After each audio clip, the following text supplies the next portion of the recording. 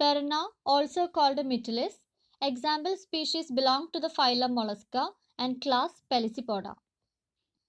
They are commonly known as sea mussel. It is an edible sedentary marine mollusk. They mainly inhabit the intertidal zone of coastal waters and they remain attached to rocks, stones, and other hard objects.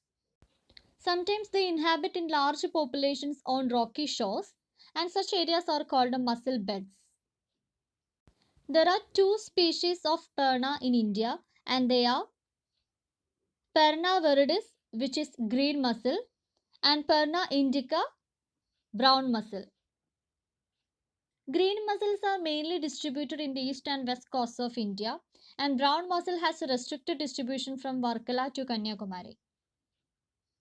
Body of Perna is soft and divisible into foot and visceral mass. They do not contain a distinct head. Their whole body is enclosed within a calcareous bivalve shell.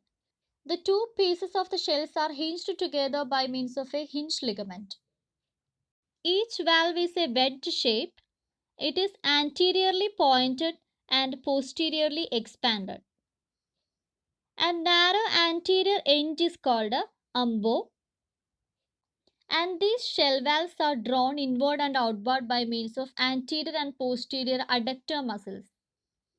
The foot is long, narrow, cylindrical, and extensile.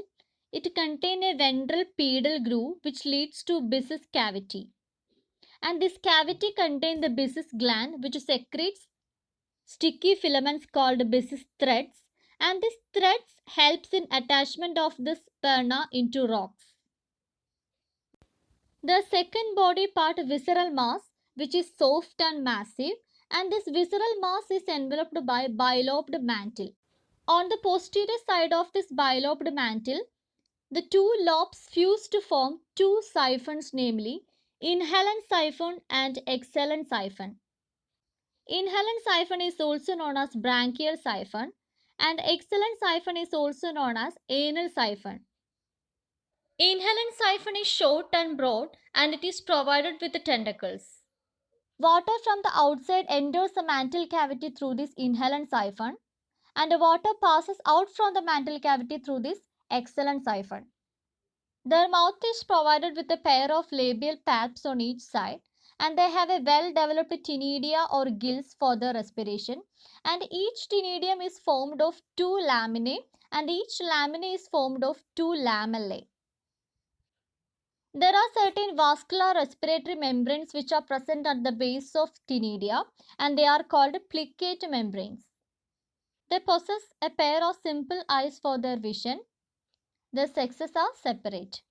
Perna is economically very important because it forms a source of meat rich in glycogen, minerals, fats, proteins, and vitamins A and B complex. And the shell of Perna is used for producing lime and also in the manufacture of cement and carbide.